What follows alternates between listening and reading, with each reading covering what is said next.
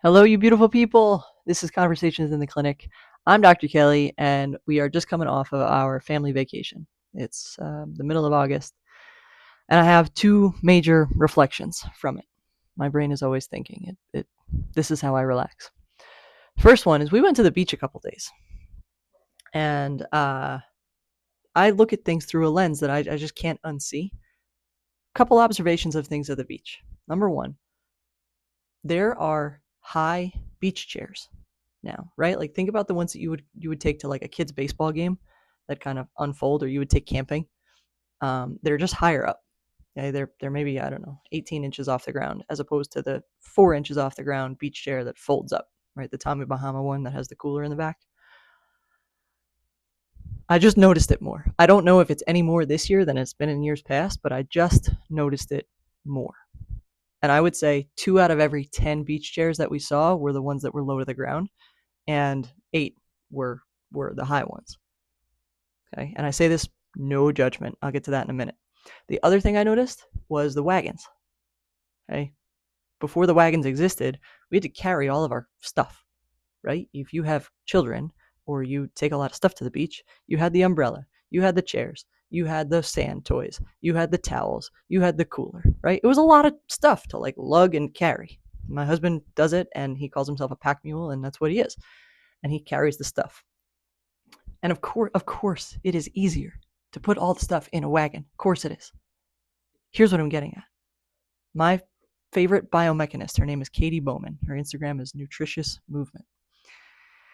She talks about making note of where movement is slowly disappearing in our lives, where exertion is so slightly disappearing in our lives.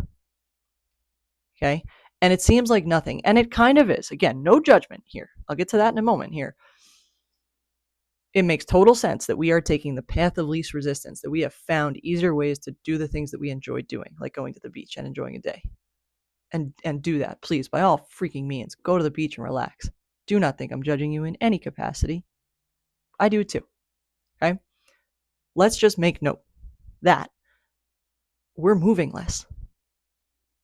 The convenience that adds means that we exert ourselves a little bit less, which means, and that's fine, we have to go exert ourselves more in other ways, in other areas. Or, slash, and we can carry all the stuff still, too. On the sand, right? On the sand. That's like an uneven surface. That adds a whole nother challenge.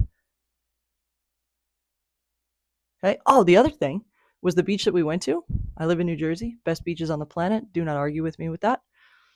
We went to Island Beach State Park. And at Island Beach State Park, they have, now they didn't have this in years past. It is like a big blue ramp that is a more solid surface, and then another like a little blue path. And I presume and I hope that is so that it becomes accessible to folks with handicaps and folks with like physical disabilities, right? I hope that people who are in wheelchairs, like that's the reason that they can still get on the beach. I want them to. That's awesome. It's the best medicine in the whole world, going to the ocean. With that, right, me as a person without a disability, I choose to walk on the sand. I can just walk. The path is here, and there's sand over here, and I could walk on the nice level even surface, which would be easier for my body, or I could choose to go walk on the sand. And it's a little more exertion for me. It's a little harder. I'm carrying all my stuff. I got kids, right? But I choose to walk on the sand because every little bit of mobility and movement helps and counts. And we now have to choose the path of harder resistance. And that is not human nature. That is not normal to do as a human being. You are designed, your primitive brain is designed to keep you alive, to consume and conserve energy. That's what it's there for. Right? So now you have a frontal lobe and a smarter part of your brain that can recognize that and say, well, I could choose here. Right? And this goes back to like the studies they do and just the observations that you can make. If you're at the subway and there's a set of stairs and the escalator, the stairs are nearly empty and the escalator's packed. And that's human nature. That is not a personality flaw. Every animal on the planet would do that too, including us and our peers. Okay? So that's the lens that I am seeing the beach through now. is we are sitting in higher chairs because it's getting harder for us to get up because we're losing mobility. I think that's my hypothesis for the rationale there. We're using wagons to roll our equipment because it's easier. And we're making modifications. And I genuinely, sincerely hope that those modifications are for people with different abilities to be able to get onto and off of the beach. The people who don't need those to access the beach should go take the path of more resistance. But it's not human nature to do that, so I don't expect people to. Okay? But I look at this is straight taken from Katie Bowman, who says, like, we have to purposely add inconveniences into our lives to keep our mobility and to keep our strength. Now, she sleeps, I believe, on like a 2-inch mattress on the floor so that she has to get up and down off the ground every day. She's probably in her maybe late 50s now, I think, maybe early 50s. And like, I'm taking a page out of that book and keeping inconveniences so that I have to move more into my life. It goes back to like the parking lots too. You go to ShopRite parking lot, all the spaces close to the entrance, those are full. But the spaces further away are not. And again, total normal human nature. Why would we exert more energy if we don't have to? We wouldn't. Your primitive part of your brain takes over. It wouldn't. Same thing goes when I feed my dog. If I give him food in the slow feeder versus the bowl, right? The food he has to work for, he doesn't eat that first. He eats the food that's easy to get first. That's instincts. That's nature. Right? But let's just become aware of it and name it and acknowledge it, and then do our best to do something about it. Okay? That was the first observation. Second observation is the story of the Mexican fisherman. Okay, and I'm going to reference my computer here so I get this right. It's about taking the time that you need and building the life that you want and not getting caught up in consumerism. Okay, so again, I'm going to read it here.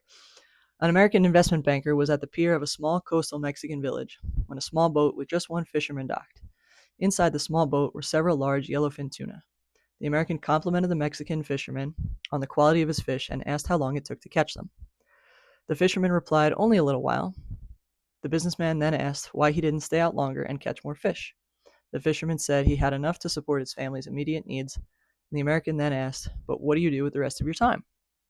And the fisherman said, "I sleep late, fish a little, play with my children, take siestas with my wife, stroll in the village each evening where I sip wine and play my guitar with my amigos. I have a full and busy life." The American scoffed. "I have a Harvard MBA, and I could help you. You should spend more time fishing, and with the proceeds, buy a bigger boat. And with the proceeds from the bigger boat, you could buy several boats, and eventually you would have a fleet of fishing boats. And instead of selling your catch to the middleman, you would sell directly to the processor, eventually opening your own cannery. You would control the product, processing, and distribution. You would need to leave this small coastal fishing village and move to Mexico City, and then Los Angeles, and eventually New York City, where you would run your expanding enterprise." The fisherman asked, "How long will all this take?" And the American businessman replied, 15 to 20 years. "But then what?" asked the fisherman. The American laughed and said, "That's the best part. When the time is right, you would announce an IPO and sell your company stock to the public and become very rich. You would make millions." "Millions," said the fisherman. "Then what?" The American said, "Then you would retire, move to a small coastal fishing village where you would sleep late, fish a little, play with your kids, take siestas with your wife, stroll to the village in the evenings where you could sip wine and play your guitar with your amigos." Every time I read that story and think of that story, I think of the phrase, "Don't be so busy making a living that you forget to make a life." And being on vacation with my family just reminded me of that I want days, and I'm very, very fortunate to be in the position that I'm in. I want days that are like that Mexican fisherman's. That, to me, is the ultimate goal and true freedom. So I hope that resonates with you. If you find it helpful, share this with someone you know and love, and make sure you're on my newsletter list.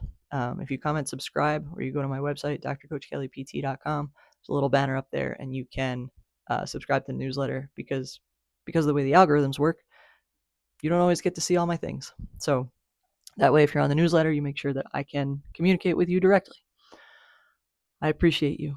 Thank you, as always, for spending your time energy, attention, effort with me today. Keep moving and keep getting better every day. Go tell somebody you love them.